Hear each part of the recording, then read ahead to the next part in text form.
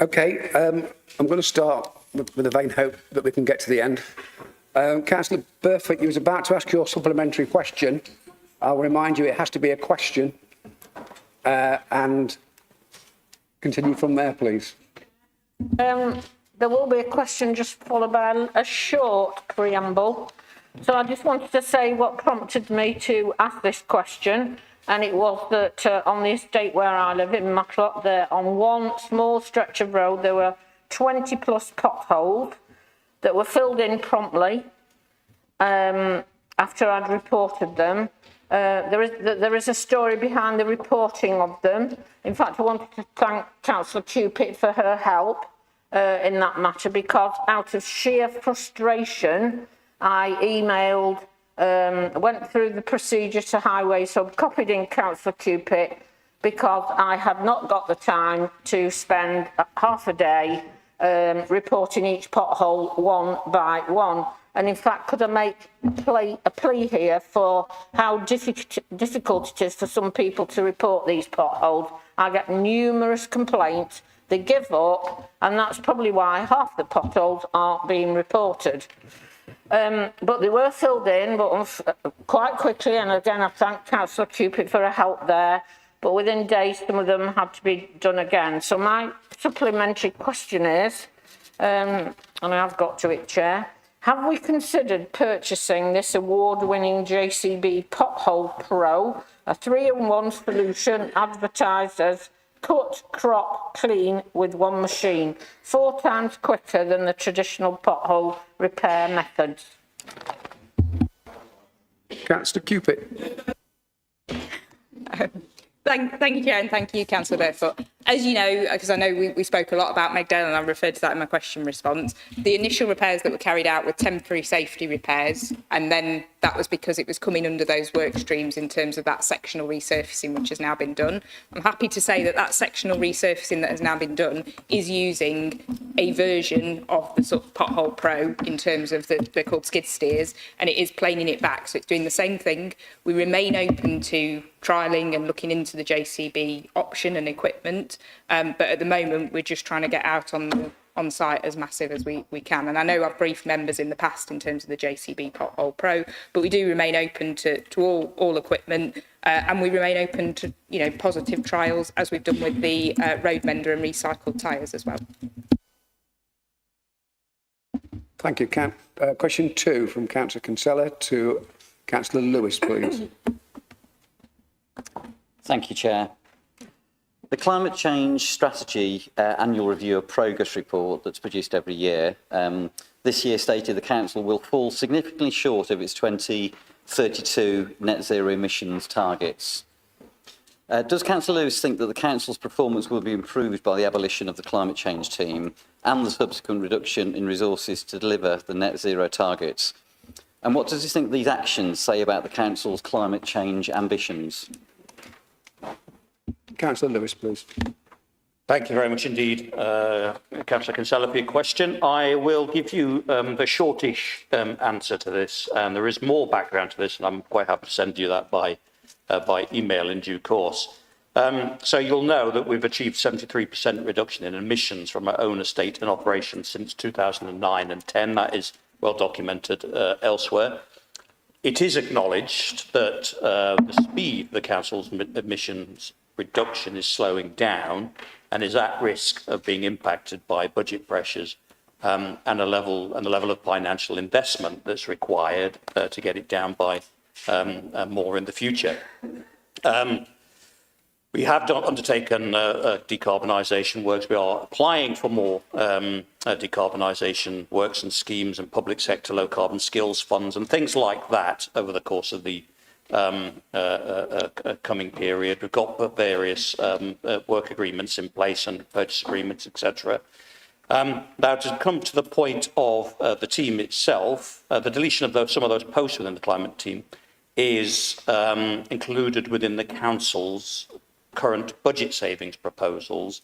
However, recently approved proposals for a restructure of the wider climate change and environmental subdivision, which includes and comprises the climate change team, the countryside service, conservation, heritage and design service, will mean that resources will still remain to support the delivery of the Council's net zero goals and will strengthen the link with the Council's wider environmental sustainability, nature recovery and heritage priorities.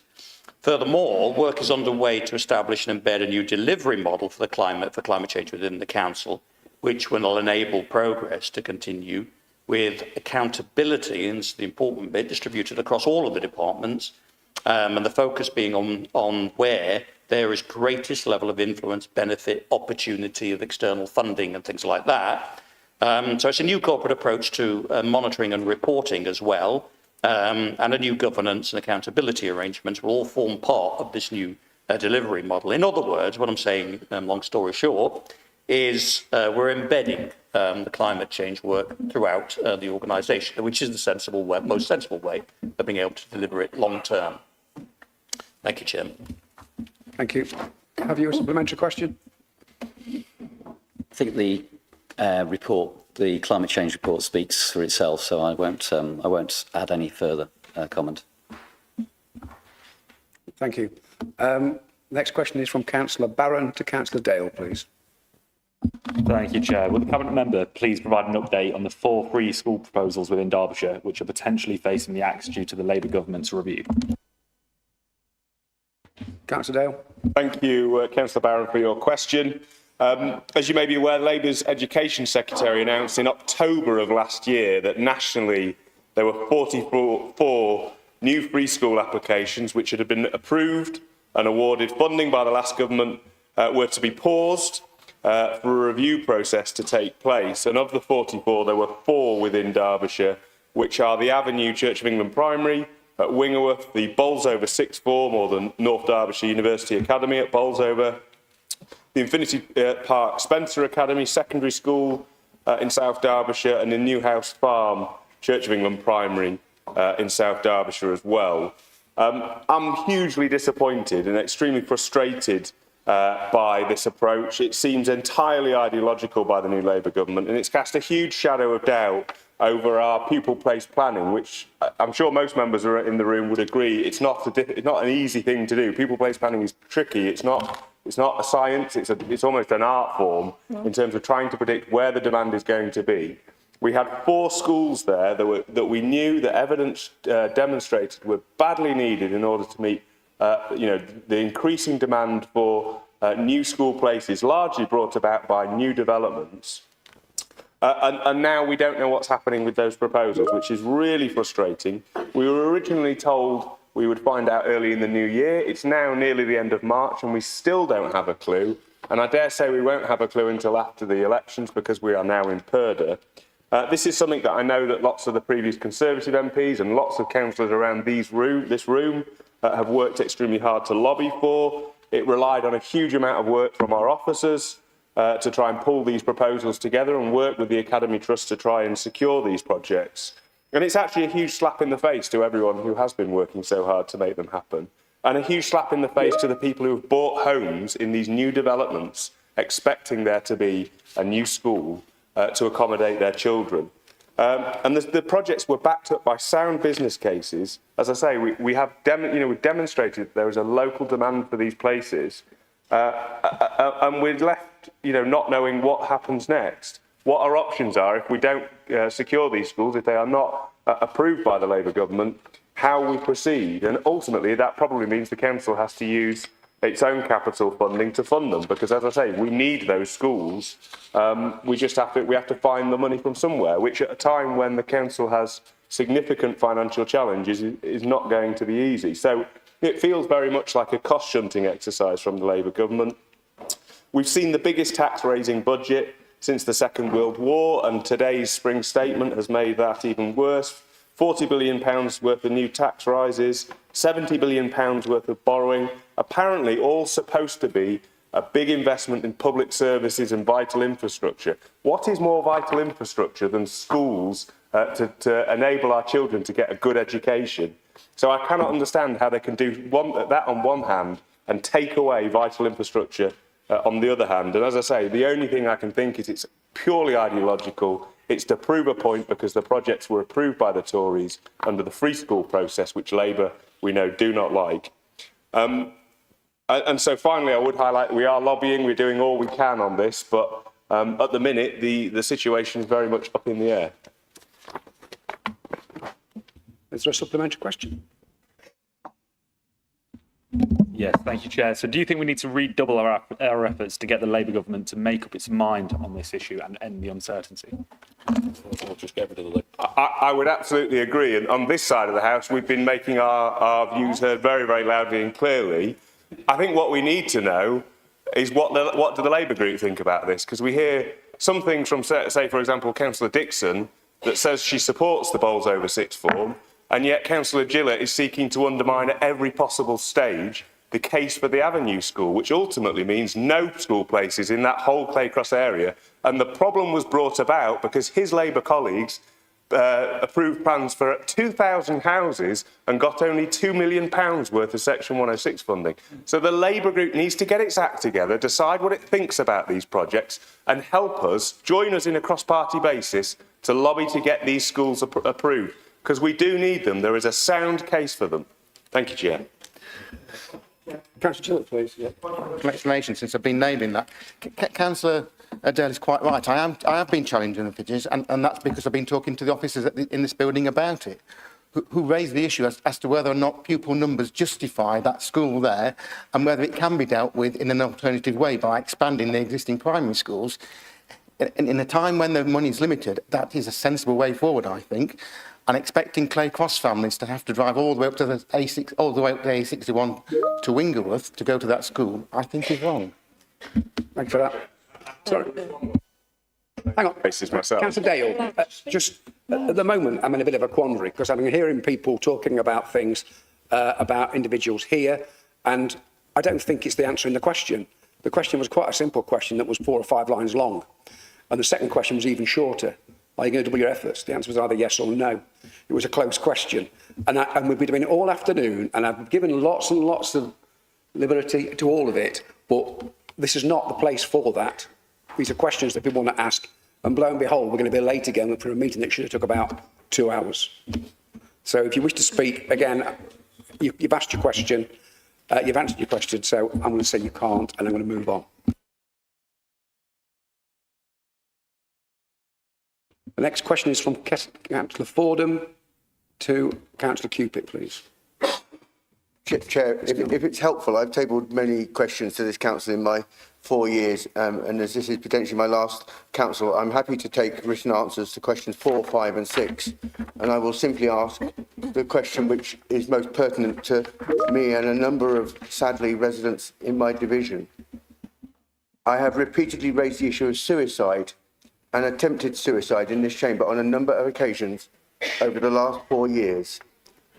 This is the last meeting of this full council of this elected quadrennium.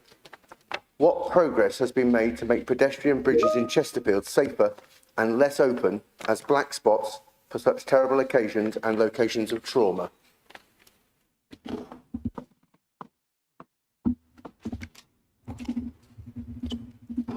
Thank you to Councillor Fordham for your question. I know this is something we've discussed previously in the Chamber and that has likewise been raised with Councillors Hart and Dale in terms of the portfolio crossover aspects too.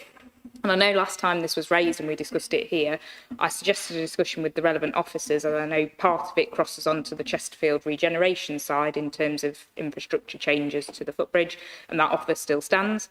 Nevertheless, I do understand that there haven't been any fatalities since May 2024 by suspected suicide related to bridges in Chesterfield, which is a positive statistic and obviously very sad for any that went prior to that. In my last question reply, I mentioned the Derbyshire Self-Harm and Suicide Prevention Partnership Forum and a specific suicide cluster response, both of which are multi-agency, and I know Councillor Hart is more involved in. This has continued with both its preventative work and support services, which I think is as critical as any infrastructure changes, as well as engagement in the local area, new signage to be installed on the physical bridges, but also additional patrols by emergency services to provide additional awareness and support. I understand an update report in this regard and looking at further work and measures was considered at the March 2025 Joined Up Care Board meeting and will remain ongoing because I do fully appreciate and agree this is a really important and sensitive topic. Thank you. Councillor Fordham. Thank you, Chair. And I accept that there haven't been any fatalities since May 2024, but the number of attempted suicides continues to rise. And I don't think we should place any solace in the fact that we were unsuccessful in trying to seek a darker solution to their problems. Can I just say, at some point we have to stop talking about this, and at some point we have to act. There are 4 bridges that are critically exposed.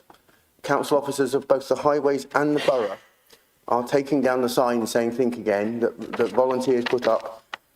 The Samaritan's banner has come down. It's just not on. And I've raised this, I think, at my 2nd council meeting. I'm now at my last. At some point, please, can we act? Because having looked at the master plan for the railway station and for Corporation Street, both separate plans, again, that bridge is untouched by any proposal that would improve it. We could easily change the height, we could easily change the span, and that is the most secure of the 4 bridges. The others are pedestrian bridges.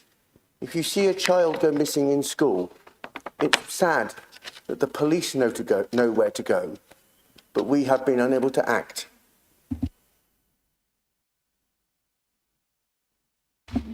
Councillor Cupit. Chair, thank you, Councillor. I think to a large extent I've covered both of those points in my initial answer. In terms of the signage, as noted, there is some permanent signage about to go up, and I will follow that up and chase that up. In terms of the amendments as part of the master plan, as I know when you raised it last time, I suggested it falls more under Councillor Rennick, and I did highlight it with officers and offer you a meeting, and I'm sure that remains in place to discuss it and to discuss the master plan programmes. And I know Councillor Rennick's here today. I'm sure we'll pick that up too, and happy to pick it up with her and officers. Thank you. The next question is from Councillor George to Councillor Cupit, please. Thank you. And in the interests of timeliness, then, I am prepared to receive written answers to questions 8, 11 and 12. And as others have, would thank Councillor Cupit for her answers regularly. Regarding questions 8 and 9, seeing as we've heard that Cabinet support members are so hard-working, I look forward to hearing my responses from the Cabinet support member for adult social care. Thank you.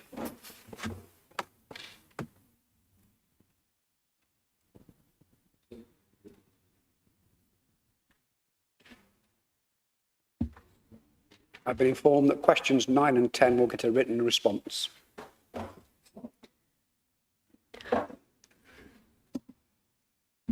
Okay, it doesn't speak well to the previous comments regarding Cabinet support members, but I look forward to receiving those.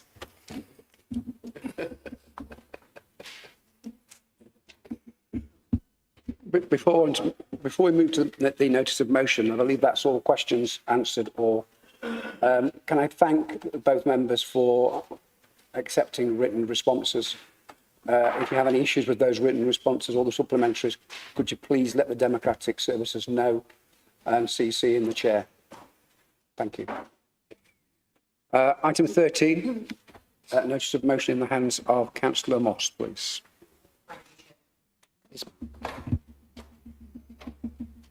Can you all hear me okay? Brilliant, okay. You'd be lucky to know, I'm not going to read the whole thing out. Thank God, yeah, we're not going to do that. So I would like to propose a motion as written in the agenda, Chair. And I'm going to make a few comments now, if that's okay.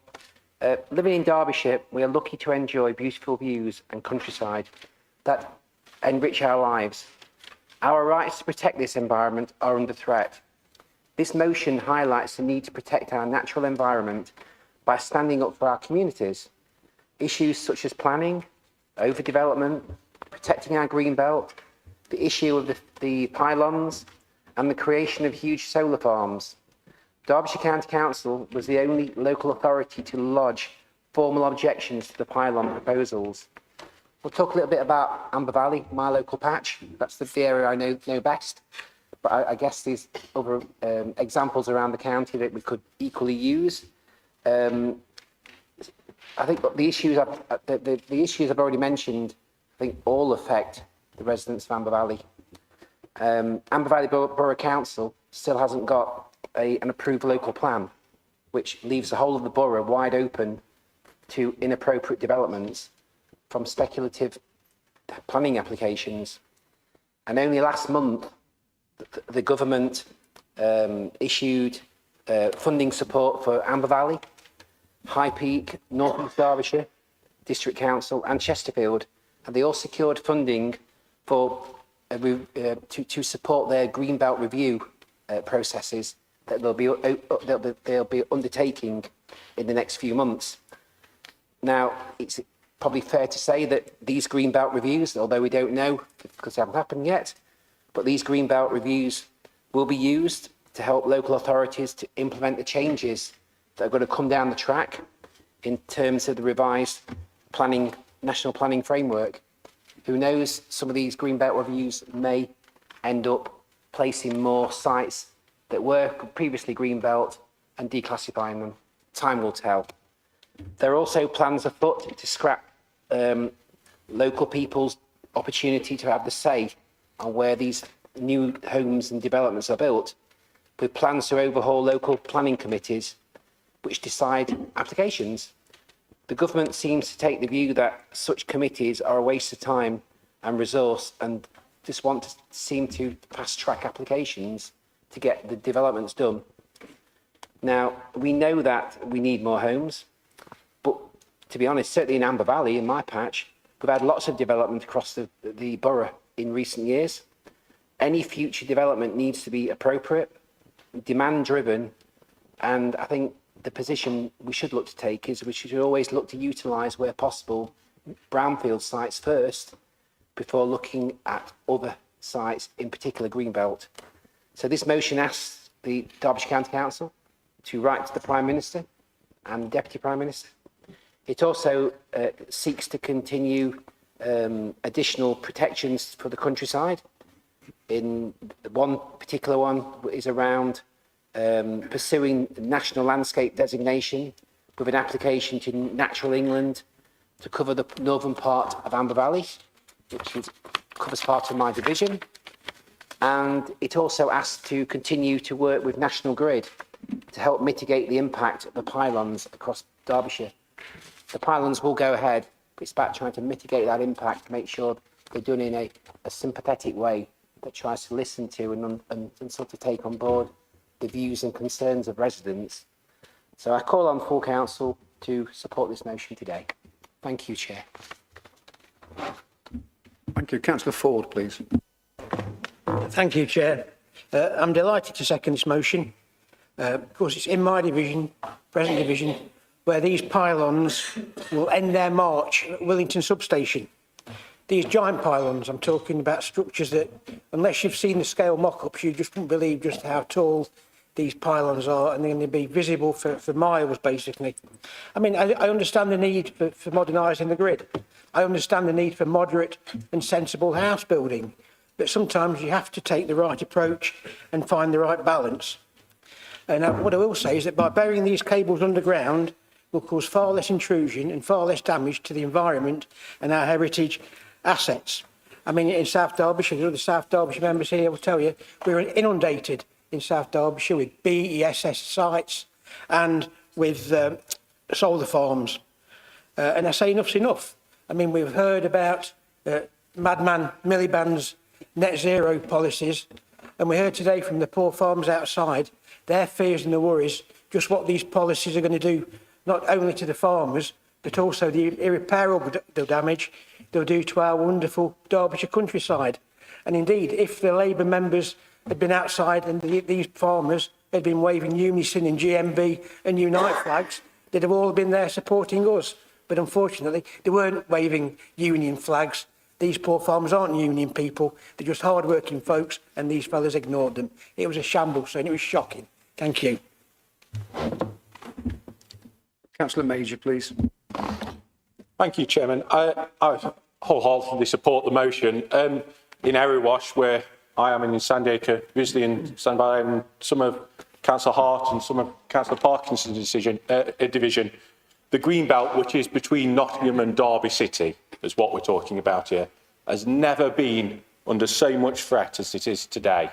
We're being not just hit by pylons going down the centre of past Stockbrook and around the bottom of Borrowash. We're being hit by 48 hectare solar farms and additional solar farms coming forward that are taking away good quality arable land that is important to our food security. Yes, we need energy security, but it shouldn't be at the expense of being able to feed ourselves. And on top of that, we have now got 8 brand new sites being taken out of the green belt for housing that might possibly be needed, but there is also already sites where they are choosing not to build where they have planning permission. And what concerns me the most about these sites and these solar farms and these housing developments is that the hell-bent nature of the Labour government to back it and produce it, and the district councils to support it. Quite often at district council meetings, I've heard the lead member go, we need to build at any cost and build anywhere. And I've also seen him criticise in the press the planning committee for rejecting a site because the developer refused to give a 106 payment towards school places. And he criticised that. What these developments are as building at any cost and having no account for infrastructure at all, and we've already seen their disregard for that infrastructure. We now have the 8 sites in Erewash where we understand that there's been barely any consultation put forward to find out if there could be joined up thinking between them in terms of infrastructure, no talking to the Education Department and to local schools if there's school places and how many school places are needed. No talking about the road network. We've heard today how the road network is under pressure in so many times, colleagues. However, there is no joined up thinking or any concept, any investigation done on what would be needed to deal with, in Erewash's terms, basically 400 additional homes a year, which is going to be 800 cars, isn't it, annually extra, with no additional infrastructure. Never mind storage, doctors' surgeries, dentists, and now the list goes on. The shocking disregard for the infrastructure that we desperately need as a country and as a local area to protect and enhance our areas and deliver growth. But all that is pushed for is more houses, even at the expense of the environment. We declare a climate emergency, but then when it goes, one of the biggest things we can do is probably propose that every house needs to have solar panels on. Well, we can't do that because that might mean we don't build enough houses. It's either one or the other. And I accept that housing can be built, but we can't do it, colleagues. We cannot do it. We cannot allow it to be done. And we need to stand up and say no to it if it's not done without the infrastructure, particularly road networks, highways infrastructure, GP surgery, and most importantly, school places. If we don't provide educational places for our children, we are failing the future. And I do hope that we'll stand together as a council and say, if development's going to happen, it has to come with the infrastructure. Councillor Hobson, please, and I'm aware that we're getting quite close to 5 p.m. Thank you, Chair. These mandatory targets, they're mandatory targets. Just look at them. They're not just inappropriate, it's criminal. I urge all my colleagues, including those on our district councils, look at the targets in the Derbyshire Dales. Nearly 600 houses a year. We just can't cope with it. Thank you. Councillor Spencer, please. Move it first. Yes, Chairman, can I just move the extension of the meeting by half an hour, if I may? Happy to second that, Chair.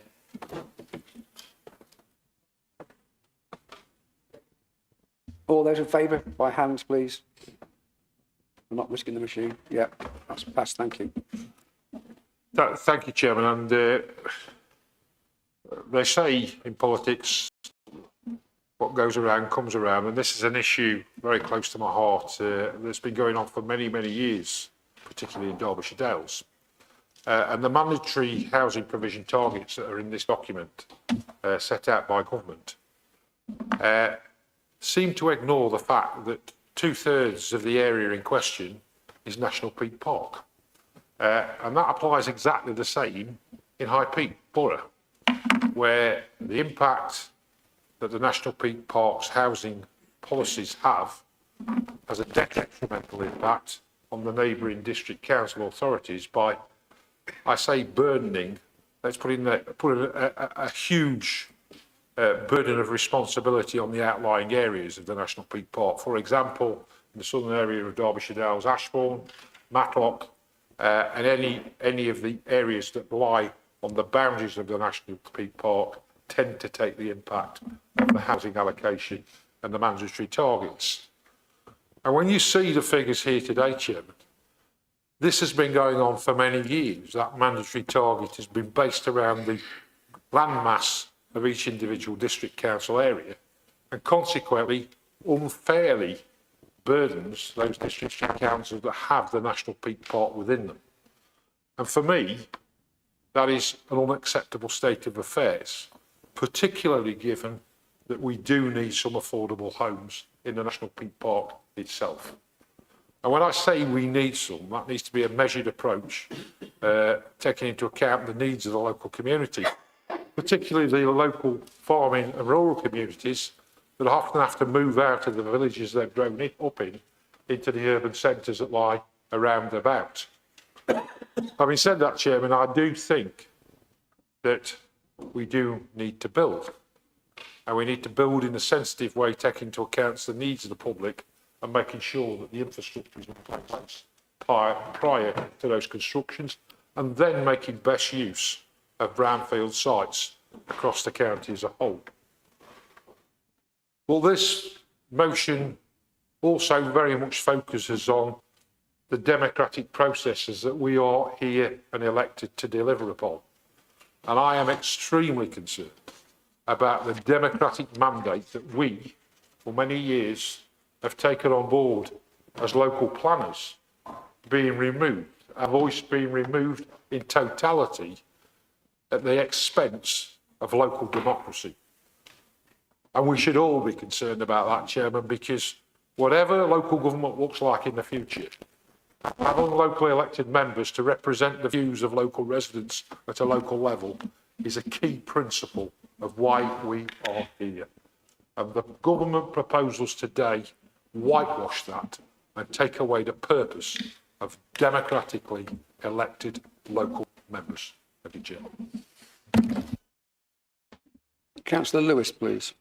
Thank you very much indeed, Chairman. It's one of the key things, I think, that about the Labour Party that we have in government at the moment is that policy has clearly been made in dining rooms in places like Islington, not with any regard or care for our countryside. This feels like an ideological war on our countryside. Labour has effectively thrown our rural communities, our rural areas, under the bus. And you can see that straight away in that table there in this document. Derby City will see a reduction in its housing numbers. Sheffield will see a reduction in its housing numbers. Whereas Derbyshire Dales will see a 168% increase in its numbers. North East Derbyshire, 164% increase. In fact, every district in Derbyshire will see an increase in its housing numbers. Anywhere vaguely rural has been thrown into the wolves, effectively. Now, it's no secret that part of my division is affected by the Amber Valley, the pylons running through there, 50 to 65 metre pylons, 400 kVA cables that are much thicker than my leg, running through the Amber Valley. It's very, very significant impact that it will have on our rural area and our communities and our villages. Now, I put recently, and I'm going to mention it here and talk about it here because I think it's worthwhile doing, because I put this idea to East Midlands Mayoral County Combined Authority. I think it's a good way forward. Rather than investing in masses and masses of pylons and infrastructure to bring power from the North Sea to the Midlands, which will lose most of its power by the time it got here, incidentally, why not use the billions, the hundreds of billions there, to actually invest in our East Midlands community, do things like community energy projects, ensure all houses are retrofitted with renewables like wind and solar, battery storage, even if you did the 12-volt lighting systems in those new houses. You charged your devices in your homes on those devices, on that system, would actually reduce the need for the being put onto the entirety of the power system. You would therefore need to generate less. Then you have community energy projects, something we tried to do with our Green Entrepreneurs Grant Scheme, very successfully, I might add, but it was curtailed due to COVID, etc. But we are talking to the Mayor about reinstating something similar across the region. So using the roof space on all of our industrial estates, 19% of our power can be generated there straight away, just using that roof space. Retrofitting onto houses, I've already said.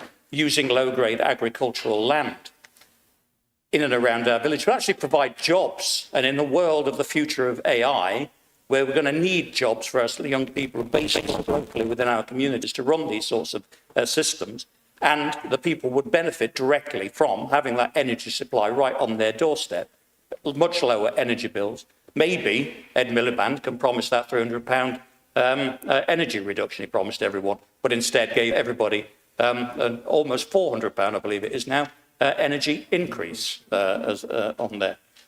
And we could use things like small modular reactors. We have the technology right here in Derbyshire, Rolls-Royce, keen to do this kind of work, to fill the gap within the system. We could do so much with that money that's going to blight our countryside to actually improve the lot and the economy of the East Midlands. So I hope everybody in this chamber will support that approach rather than give Ed Miliband the green light to go and put masses of pylon infrastructure in the Amber Valley and elsewhere.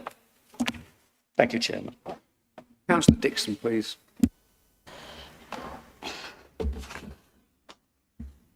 I wondered for a moment whether he was going to say that energy come from aliens from outer space, but he didn't.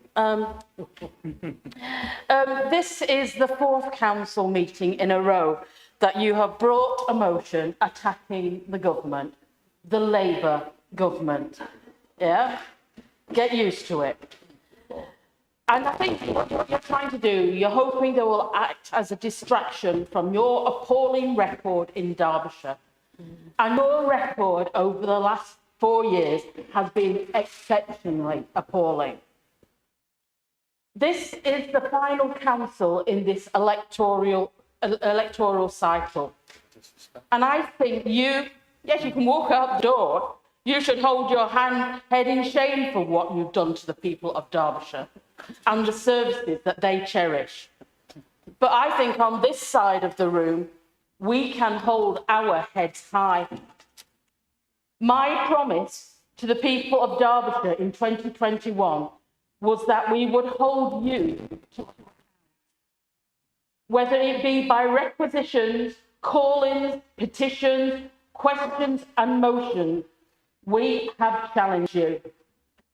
And we know you don't like that because every time we challenge you, you change the constitution to make it harder for us to challenge you. We on this side are proud of standing up for Derbyshire, whether it be our beautiful county or the people and services that exist here. And those are the same people and communities that you have failed.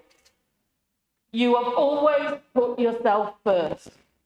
Indeed, as Councillor Gillett pointed out, the very first action you took in 2021 was to pay yourselves more money.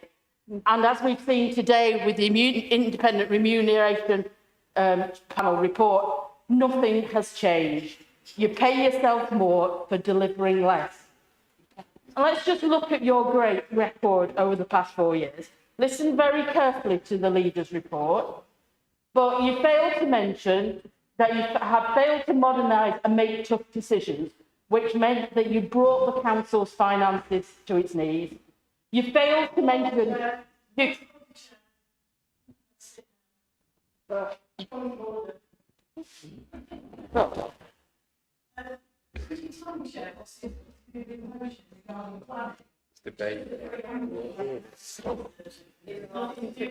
It's a debate. What's the constitution? Point of order, you need to say what in the constitution. Just because you don't like what somebody's saying doesn't make it a point of order. That's the first thing. Don't like challenge. Sitting here as an independent or neutral person, if somebody attacks central government, then surely they can attack back. Because that's what we've done, isn't it?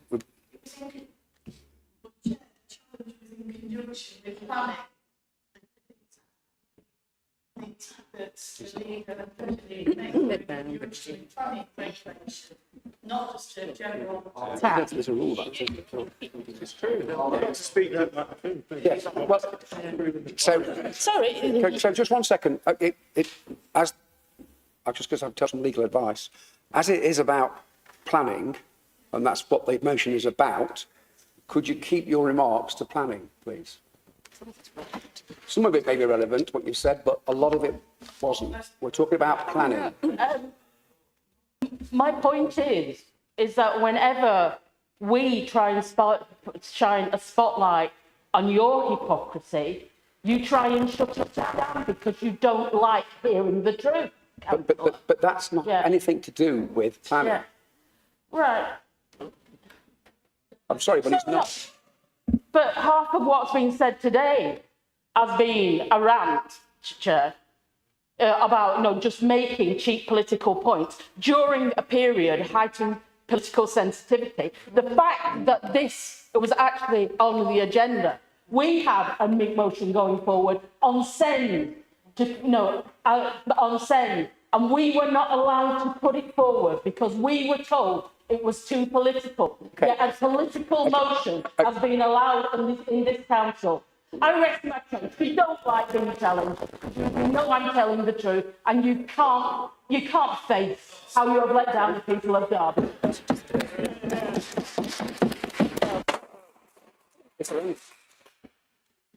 Councillor Rennick, please.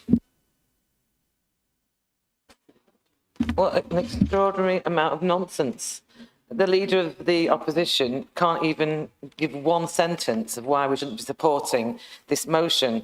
I've been really proud to represent a rural area in Derbyshire's, as God's own county. And I'm astounded to see a 164% increase in housing numbers in my area. I've already got developers in my area who can't sell their stages of their already building developments because they haven't sold the part 2 of their developments. And the infrastructure doesn't support it. It's not just the roads, it's the medical practices, it's the schools and everything else. So they might think they can get some cheap houses put up in green belt areas, but actually the supported infrastructure that's meant to come with it never comes. I've already seen my area. Actually, a journey that used to take 20 minutes when my children started school is now 40 minutes because no one seems to really care about the actual traffic impact. So I really am disappointed to hear there's nobody on the Labour group, the opposition, who want to actually try and support our beautiful county. It's unique in its character. I spent the early part of this meeting talking about the local nature recovery strategy, which is about the unique character landscapes of this county. It does make it unique. We've got the White Peak, the Dark Peak. People come from far and wide for the tourism to look at our beautiful area, including the coalfields. It is about... Yeah, hang on. This is about... I understand what Councillor Rennick's saying. It's about the planning being inappropriate and destroying our land. That is actually in the words of the motion. So it's completely on piece. Which just goes to show that you really don't understand this, do you? So our green and pleasant land of Derbyshire will now, we all would agree when nature thrives, we all benefit. Would you agree? I think everybody would agree with that. So we are busting a gut to try and protect our natural landscape through the Conservative government, previous government, who wanted to look about how we invest in nature and biodiversity net gain, as we did in our planning consultation, in our administration, we brought in biodiversity net gain. But no, not only have we got to compete with nature recovery, we've got the pylons, we've got solar, we have got a spatial energy report which we have produced as part of our administration to say where our grade A land is for agriculture. Because one of the other parts about a government is it has a responsibility to the security of its citizens. And I think food security is just as important as any other security. And I suspect that many people know that the vast majority of our food, our fresh food, is imported.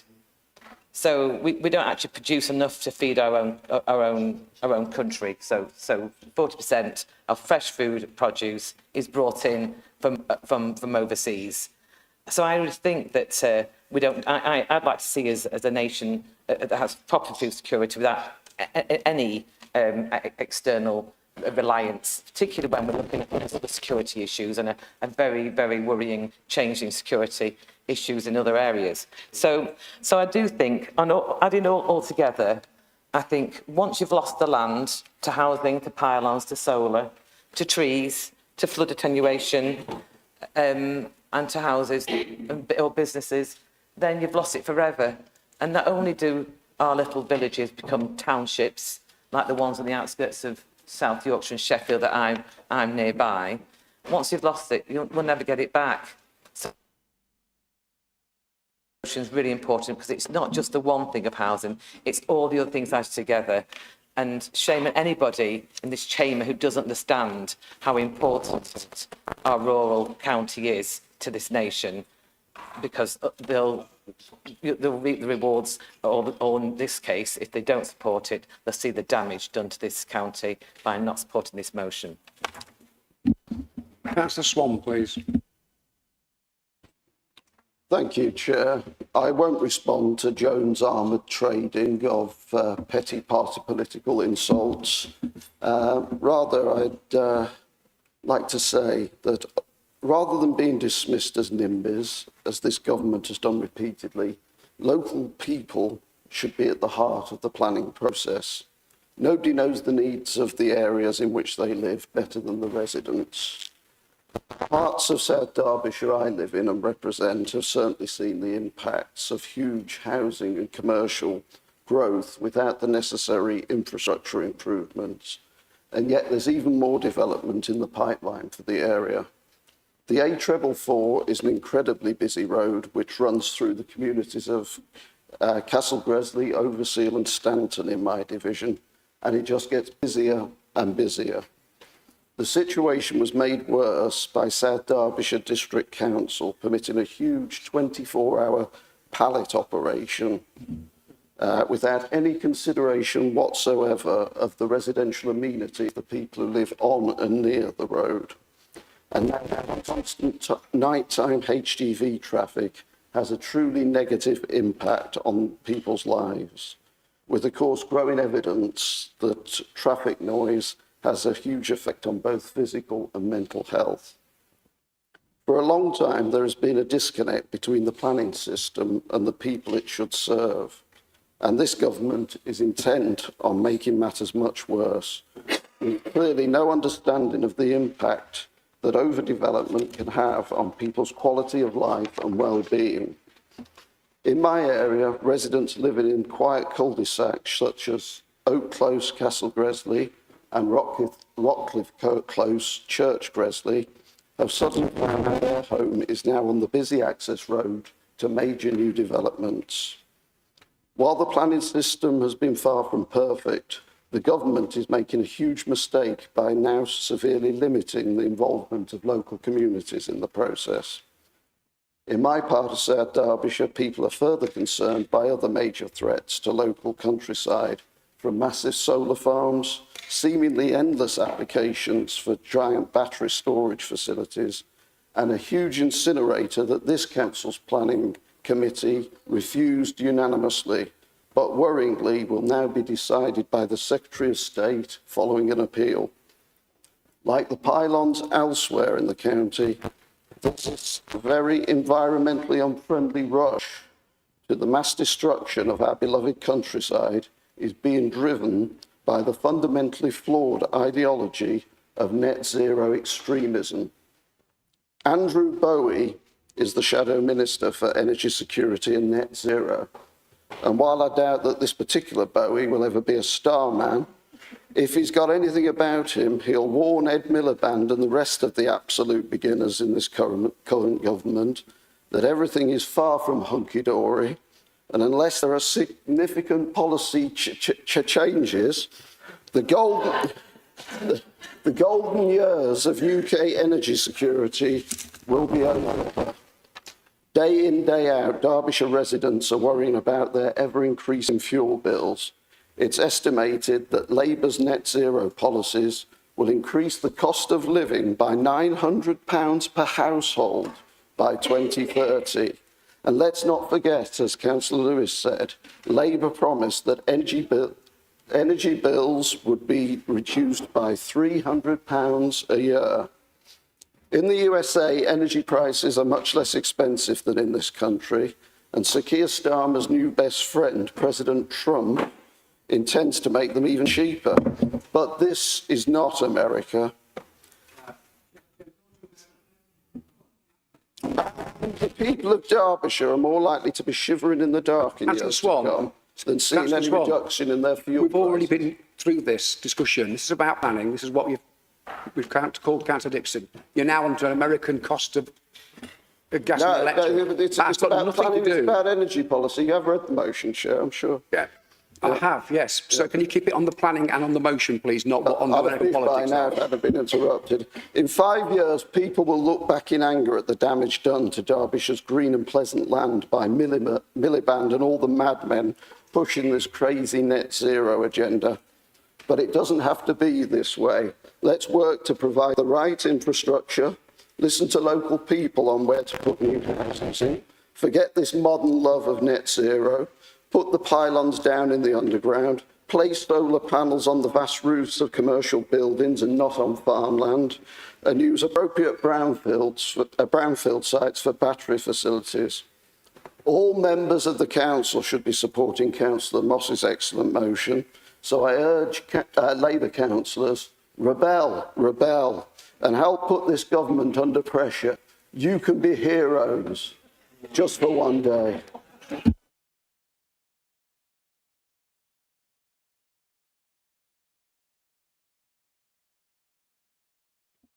Councillor King, please. Who was Money Jones? Thank you, Chair. I can't follow that. Susan Vega. Pardon? Today's paradise. My point is the simple one that Councillor Lewis first talked about, and that's the ludicrous numbers of houses that are in the various districts and boroughs. Absolutely stupid. And what's more, he did say where did they get the information from for the increases in housing, because they're totally not justified. Now we have a board which meets, which includes Amber Valley, Erewash, South Derbyshire, as well as Derby City, to try to do some integral planning in terms of housing needs for that area of the county. Now, quite obviously, there's a bit of rivalry of trying to pinch some numbers off other people. But quite clearly, from that board, is that the area that needs the most housing is Derby City. And that is the constant discussion within the committee.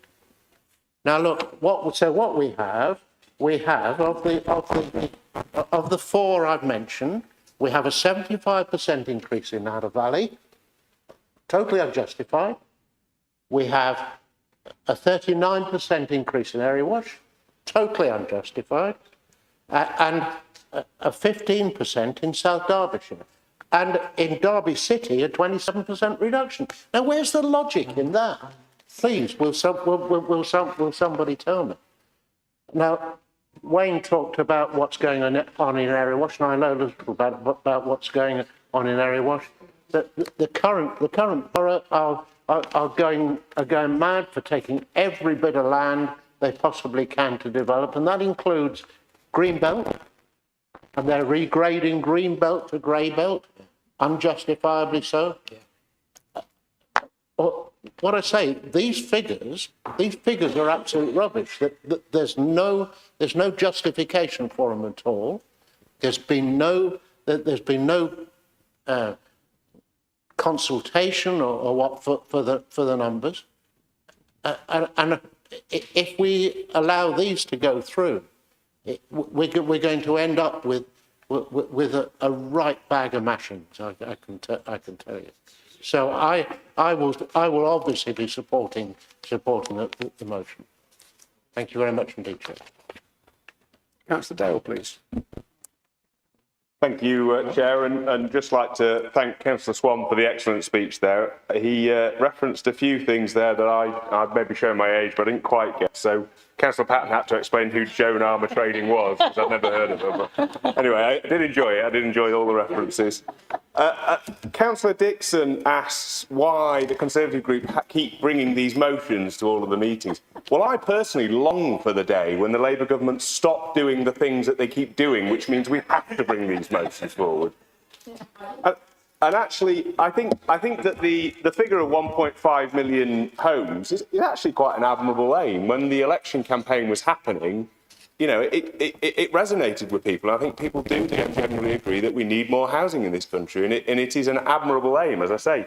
The problem was that it typified everything that was wrong with the Labour election strategy, which was basically, don't be straight with people. Don't tell them the truth about what you're actually going to do. Tell them some nice gimmicks. Tell them some nice headlines that achieve what you want to do, which is basically get a majority.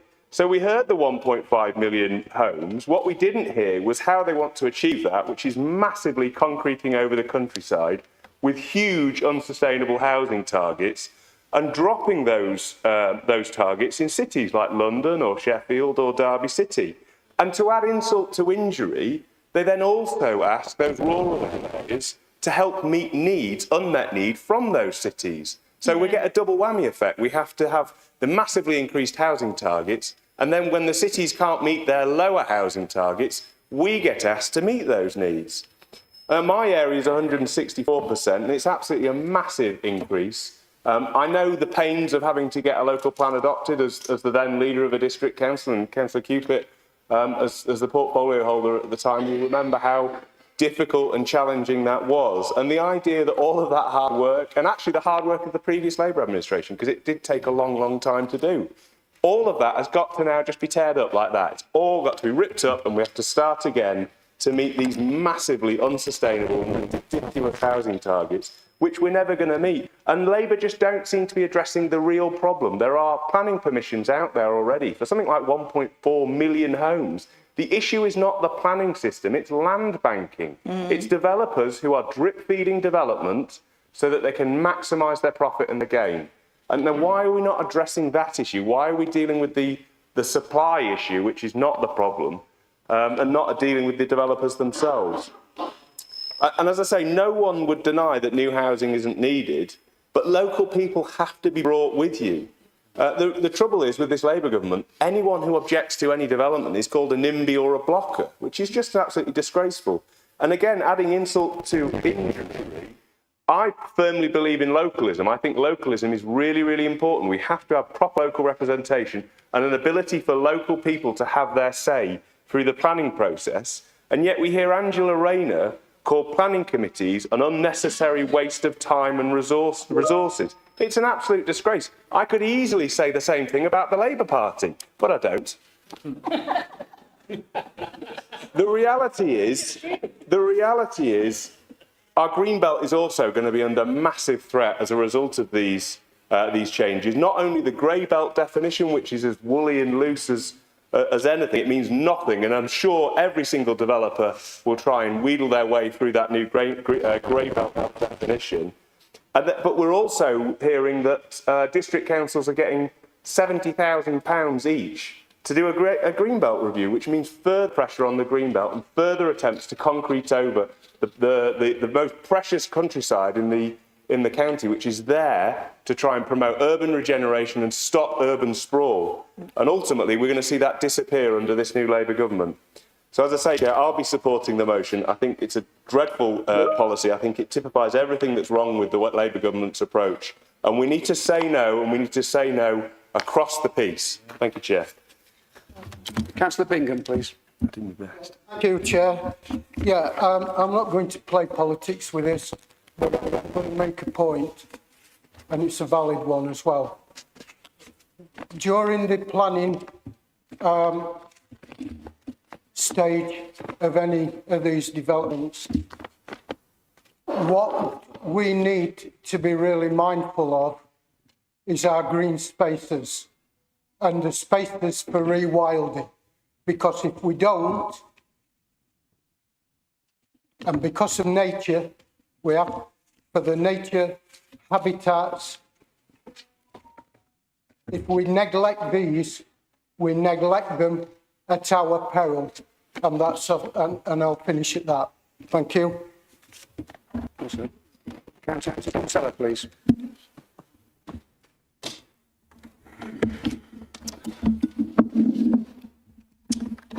Thank you, Chair. I do find this whole debate thoroughly depressing.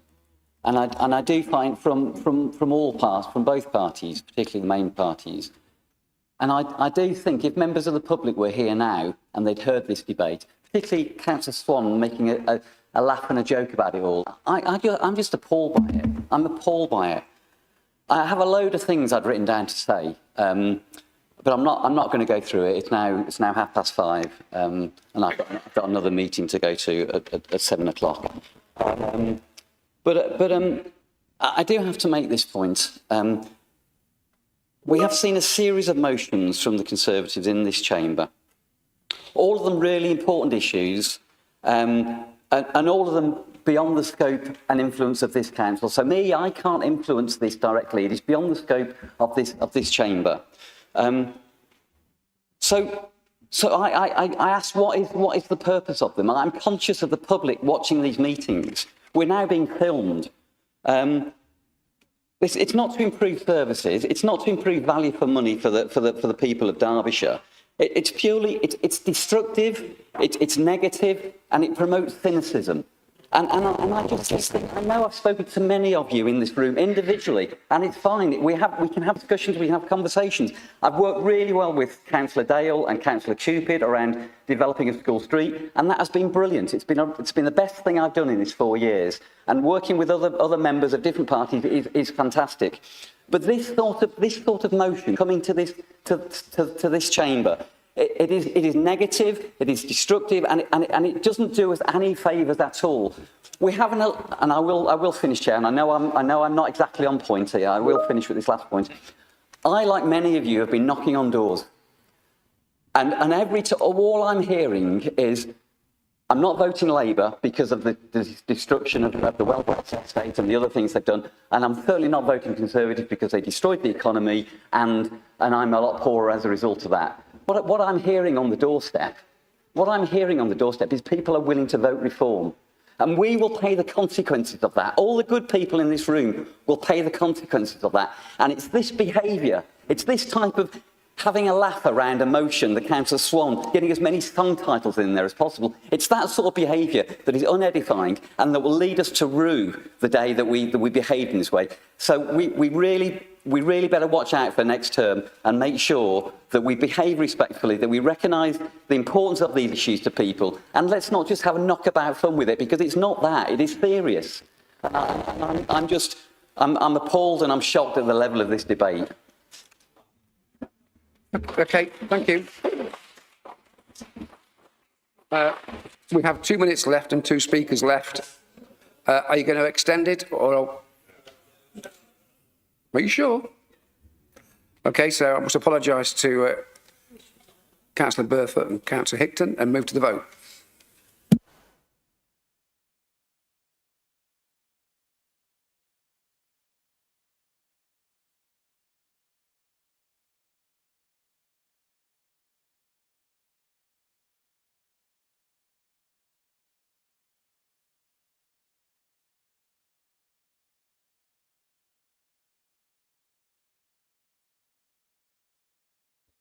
Okay, the motion's been carried. Folks, please have a safe journey home. Good luck to all those who are putting themselves up. Are you really putting yourselves up for this? Anyway, enjoy.